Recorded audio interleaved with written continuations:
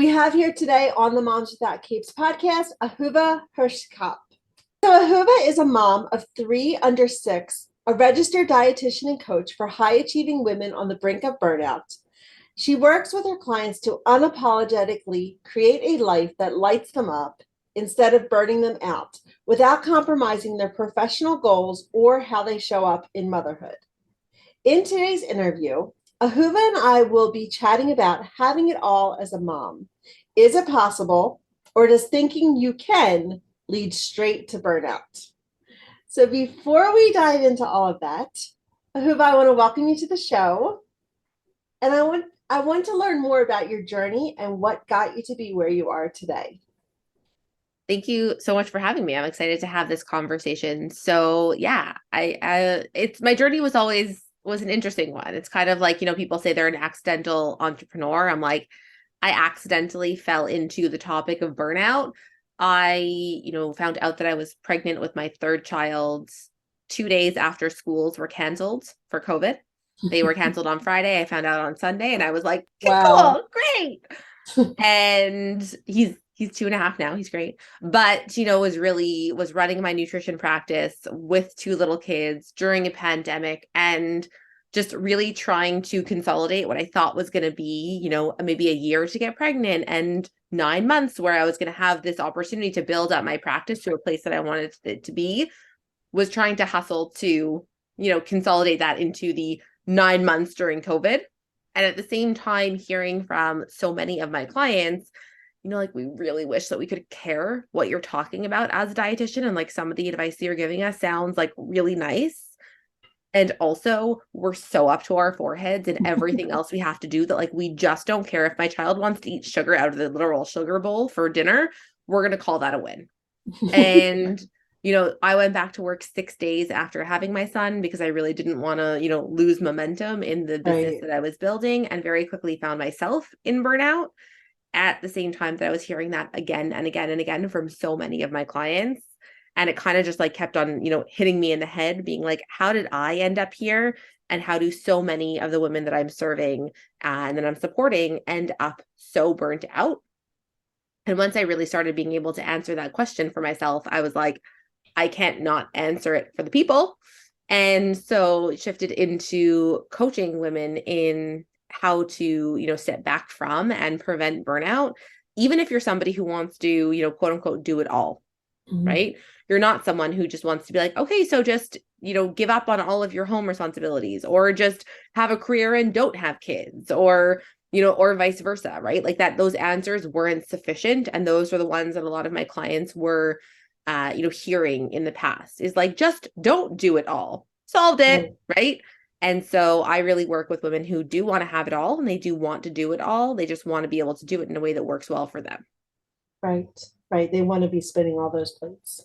Yeah. They want to be super moms, which is, kind of brings us into like why you applied to be on this podcast, is because I also like you work with ambitious moms, Yes. who want to, who have their hands in a lot of things and are spinning a lot of plates, and they don't necessarily want to drop any of those plates. They just want to learn how to manage that, all of Yeah. that. Yeah. So do you believe that women in fact can have it all? So I think that the answer is honestly very, a little controversial, but yes and no, right? I think that there is a misconception that comes a lot from the perfectionism that a lot of the women um that I'm working with in, is if we don't have it all exactly as we think we're supposed to have it all exactly right now, that it's never gonna happen, or it's never for us. If we can't see it in this moment, um, it's not gonna happen, right? And so that can be really difficult for some women who maybe are like 3 months postpartum and their business doesn't, their involvement in their business doesn't really look exactly like they want it to. Or they're taking a break and they're like, am I gonna lose the momentum? Right? Like all of those feelings that I had, having it all looks different in different seasons of life, number one. And number two, I think that that question I don't always love answering, because it gets to the part of, we all think that there's this one size fits all approach to having it all, right? Like Sure. the word all must mean the same thing to all of us. Right. And I was actually coaching a client the other day on like not building a business that she didn't want to build, but she was building it because she was like, of course everybody needs a side hustle. Like you're not a real, just having a job or just being a mom isn't enough. Like you need a side hustle too, right? And I'm like, what if we don't? Like, what if that's not what having it all means to you? Is not like working and redefining what having a it side means. hustle. Exactly. And we don't spend enough time as women and especially as mothers asking, like, does this really fit into my definition of having it all? Right. Right. So helping them like rework those expectations that they have. Yeah. Yeah. So, okay. So the answer is yes or no. Yes and no. Like they can have it all, but they really need to get specific on what that all means Exactly. for them. So do you find women who when they come to work for you? Well, first of all, do you work solely with business owners? No. Okay. That was I didn't realize that. And then so that's why I wanted to clarify. Okay. Yeah. No, I don't. That was I just the do work example you used. totally. It's funny because, sometimes like my coaching is like, don't start a business, right? Like don't do it if you don't want to do that. And so sometimes I work with women who are feeling pressured to do some of those things. And sometimes very odd and very often I work with women who do have a business that's like budding somewhere inside them. And they're like, but I couldn't possibly do that because I'm already so burnt out raising kids, or I'm already so burnt out with my job, or it's going to take more time away, or all of those fears. And we do the opposite. We talk about like how much is actually possible when sometimes women feel like they can't possibly push the edges of what having it all means because, they're burning out as it is. Right. Okay. So what do you find like what are some of the signs of burnout? Like when they're coming to you and they're feeling like they're saying like I'm burnt out. What are some of the things that you've noticed that exist for them? So it's a lot of the, physical symptoms of like chronic stress, right? Like we're already seeing some like decreased appetite. Like if I ask people, when was the last time that you relaxed? Like not sat on the couch and doom scrolled, but actually got to, let yourself relax, right? Like are you having more headaches? Like how do you fall asleep at night? It's all of that feeling of, when was the last time that you snapped at your kids? Even like all those things of burnout are, historically, if you've been able, like your kid has been able to whine 10 times and you have the patience to listen to them complain about something 10 times. And now suddenly the first time you're like, I just want to snap back at them because I'm already right. It's all of those signs of almost you're already in that stress response. Right. You're already out at like a 10 out of 10, right? There's nowhere to go. And so I think that it's does it, we do a disservice. And I say like we collectively do a disservice so often to moms because we make it so normal for them to be operating there, right? I think one of the misconceptions is so many of the women that I'm talking to are like, but isn't that just motherhood, right? Isn't that just being a working mom? If you feel horrible, doesn't that mean you're doing it right? Right? And no, like, I mean, yes, in how we've historically defined what having it all looks like having it all means you do it and you burn out in the process, right? And those two things don't have to go hand in hand. Right. So what would you say to a mom who comes to you and she's experiencing burnout and she feels like she's failing at everything, like she's continually faced with like feeling inadequate in her role as a mom, in her job, or in her business, or in all of the different areas of her life? Like she feels because that when you're in burnout, when you're feeling like you are subpar in all of the areas, it often is where you feel that inadequacy hits you the hardest. Yes, completely. And I think that's so real. I mean, I say all the time that I work with women who want to stop feeling like they're failing in life, even while everybody tells them that they're so amazing. Yeah. Right? Because that's really what it is. It's the women, as you're saying, it's the women who are coming to me and they're like, I'm terrible. And everybody else is like, I don't know how you do all of the things that you do. You're incredible. Right. And so I think that that's so real. Number one is just like to normalize the fact that a lot of women spend their days feeling that way. Right. And obviously looking like they have it all together on the outside, but inside they're like just they're stretched like a rubber band, ready to break. And so number one, I think is like starting to get very comfortable asking questions. I think sometimes people, get to the level of burnout and they're like, I need to make a change right now. And that's fantastic. But what I really want people to do is start getting very comfortable asking themselves why questions. So like, why do I feel like I'm failing? Right? Because I didn't do X, Y, I didn't make a home cooked dinner tonight. Right? My kids had cereal for dinner. Right. Okay. Why, like, why did I make the cereal tonight? Or why do I think that's important to me? Right? Starting to really clarify those things, because sometimes we do things and we do this, so often that we're just like, of course, this is how it has to be done. Right. This is the We standard. stop questioning why we're doing Exactly. it. And so, one of like the things that I used to hear all the time, especially in my nutrition practice, is when I would say like, why are you making 7 different meals, or why are you making your child's favorite meal every single night for dinner? And the like women that I was speaking to would be like, because my kids have to eat, like food is a biological need. Like, right. And I'm like, yeah, like calories are a biological need. Chocolate bar fits that biological need, right? Right. Anything above that, and I'm not telling people to, feed their kids chocolate bars every night, or just like plain water and like water and bread. But I think that very often we've lost sight of where are we meeting the standard, and where are we doing, as you said, like the superwoman version of it, right? Right. Making a beautiful gourmet home cooked meal every night, not very meeting Pinterest worthy. I'm thinking exactly really... is not meeting the standard of giving your children like calories for their bodies to work, right? So we need to start actually understanding what the bar is that we've set for ourselves, and who we're comparing against, and why those things are important to us, right? Right. And so like just identifying your own values. Exactly. And so starting to understand like some of those why questions, like, why is this important to me? Sometimes ends up getting down into like, actually, it's not super important to me. It's just something that I saw my mom do every single night when I was growing up. And so now I've internalized that that's the right way to do it. Right. Yeah. So really getting to that why and the values and questioning. I love that you brought in the comparing thing, because so often we'll do things just because we think that's how we need to be doing because of what we're seeing around ourselves, like around us, or how we were raised, instead of recognizing that we're comparing ourselves.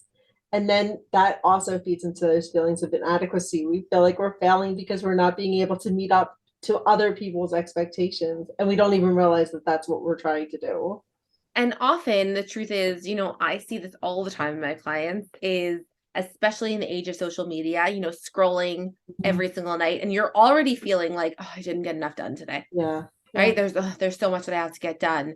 And, scrolling social media, and you see like one mom who's training for a marathon, and another who's running a 7-figure business, and another one who's baking cupcakes, and another one who, I don't know, volunteers for the PTA every single day, and another one who's just like super mom generally. And you're like, and these women who are like, I should then run a marathon while volunteering for the PTA, simultaneously run a 7-figure business, and I should have done it all yesterday. Right. And we're comparing ourselves even against unconsciously 5 different people, right?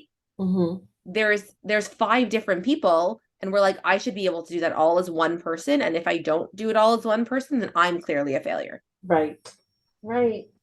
Yeah. Being aware of those behaviors that are feeding into them. So what do you think leads to wanting it all? Like wanting to have it all? What are some of the things that you feel have contributed to these beliefs? That we should have it all? Yeah. So, I mean, I think that we're an interesting generation, truthfully. I mean, I'm like, I was going to say a millennial. I don't even know if I'm a millennial. That might be, that might be a lie. But especially years are. But especially for those of us who grew up, like, like 80s, 90s, seeing the end of the generation where it was that first generation of women who really went into the workforce, right? Like we're really like had working mothers, working grandmothers, right? I think that there's a very old definition. I know that for my grandparents, let's say, how my grandfather was supposed to be excellent as the man that he was, and my grandmother was supposed to be excellent as he went to work and she had the chicken ready for 6 p.m. Right. And I think that in maybe like my parents' generation, who were born in the 50s, and 60s, it was, for a lot of those women, it was like, well, if you want to go into the workforce, I don't know, I guess just do both. Right. Make sure you can go to work, and make sure you can have the chicken ready for 6 p.m. Right. And there wasn't as much questioning around what that looked like. And I think that that's just what we've been handed is if you want to do it all, then do it all and don't complain about it. Okay. Right? Yeah. Don't talk about how hard it is. Don't talk about how we're struggling. Don't say that it's like unfair or unreasonable expectations. Like, I don't know, you asked for this, right? And I think that now we're starting to really see, number one, the impact of that, especially in a post-COVID world where, you know, we saw that women were the ones who were charged with the majority of the increased responsibilities for education, for all the changes at home. But we're really taking that step back and starting to challenge those expectations. But we first need to actually understand the fact that we hold them, right? That we're getting these expectations from somewhere, right? And it is previous generations often where, you know, like it's fantastic. Don't get me wrong. Nobody is complaining that women started in the workforce in previous generations, but it really was that, okay, you're going to go to work, but you can't drop anything at home. And so having it all really just meant just doing more and giving even more of yourself. Right. And not being able to rest, which we know is so super important. Yes. So, what do you do for fun? So I have 3 kids who are 6 and under. So mostly for fun, I end up getting used as a jungle gym most of the time.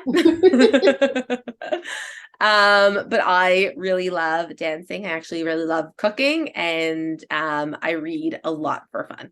Okay. What kind of dancing do you do? Mostly like hip hop dancing. Okay. And also sometimes just silly dancing, like in my house. Yeah. Fun. When I started taking off my supermom cape and like really giving myself permission to do things just for me beyond being a mom and outside of my mom hat, dancing was one of the things that I immediately went to. Yeah. Like I started taking Zumba and loved it.